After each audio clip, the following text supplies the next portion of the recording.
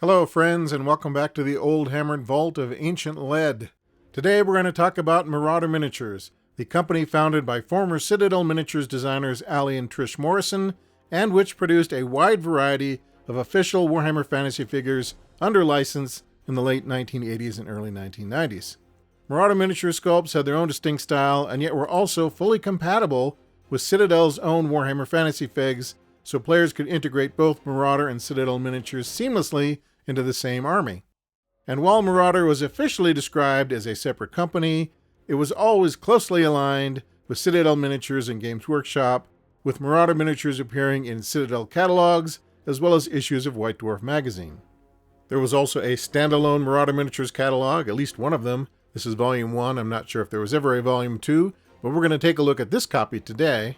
But first, let's check out an unopened 1988 Marauder Miniatures blister pack, which is kind of a rarity these days.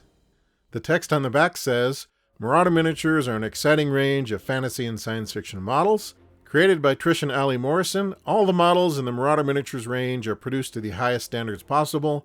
Marauder's quality castings can be used with any role-playing and tabletop battle game. In regards to the reference to science fiction models, though, I think Marauder did produce a small number of sci-fi orcs and some limited edition gangs for the pre-Necromunda confrontation rules, but for the most part, the company is mainly known for its Warhammer Fantasy figs. This particular blister pack contains figures from the Marauder Miniatures Chaos Thug Regiment. It has 2 copies of Trooper A, plus the Champion and the Standard Bearer.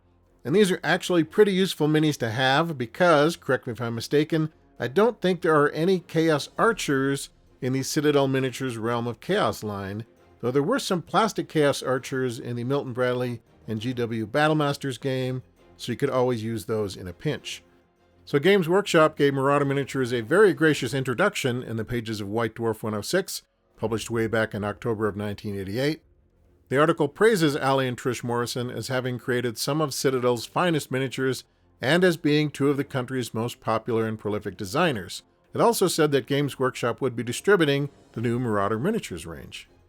And as you can see, right on the Marauder Miniature catalog cover itself, Marauder figs are designated as official Warhammer Miniatures.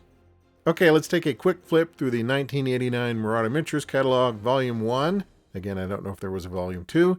And along the way, I'll show you some Marauder Miniatures I've collected over the years, some of which I had forgotten were Marauder sculpts until I started piecing this video together. There are the founders, Ali and Trish, along with some black and white line art. Black and white illustrations make up about half the art in this catalog. Flipping the page, we see a host of Chaos Dwarves next to a more civilized regular dwarf regiment. I'm having a bit of difficulty trying to articulate exactly how Marauder Miniature designs differ from regular Citadel Miniatures designs, but I think the Marauder figures do seem to have a little bit more dark whimsy to them.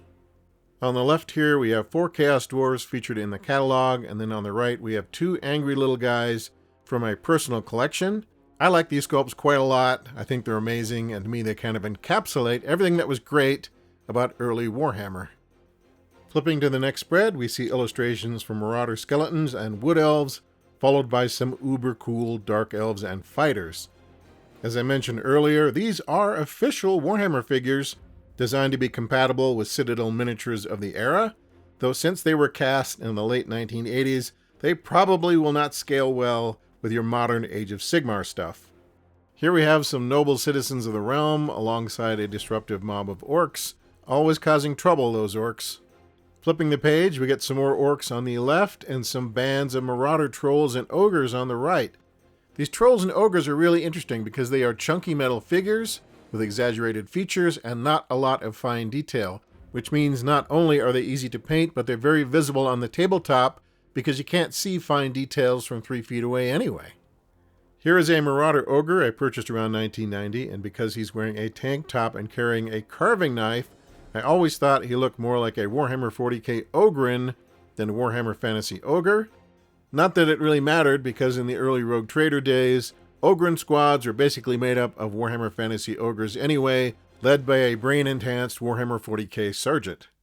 Anyway, we name this guy Nigel and imagine that he is a substandard soldier, but a halfway decent cook. So unless there's dire need, he spends most of his time working in the mess hall with the ratlings. Next, we have 2 pages of Marauder goblins, including fanatics and wolf riders. On the right, in the center, I have what looks like a Marauder goblin shaman. I placed him between a couple of Citadel goblins, so you can see the difference. And finally, we get a look at some technologically advanced dwarf war machines, the organ gun, the siege gun, and the ever-popular swivel gun. And that's just about it. The 1989 Marauder Miniatures catalog is only 16 pages, but the company would go on producing other great sculpts until almost the mid-1990s, with some of those figures eventually being absorbed into the regular Citadel Miniatures line. Before we wrap things up for today, let me share one more thing. About 3 years ago, I picked up a small, rough-looking lot of old Warhammer Fantasy Minis for about $28, hoping there might be a few treasures in there, which there were. Among them, this vintage dwarf with a hammer that Lynn decided she wanted to paint. She cherry-picked him out of the pile. And we were able to identify him recently using the Marauder section of Citadel's 1993 Green Catalog. He is actually part of a Marauder Dwarf Command Group. So the bottom line is, I think we got our money's worth out of that $28 Warhammer Fantasy lot, because he is not the only classic dwarf in there. Okay, my friends, that's it for today's stroll down Oldhammer memory lane. If you have any favorite Marauder minis, perhaps some you still haven't painted yet, please tell us about them in the comment section. That way we can all wax nostalgic about vintage lead. Anyway, thanks very much for joining us today. I hope you're staying cool out there and that the gremlins are under control. Take care of yourselves, and we'll catch you next time.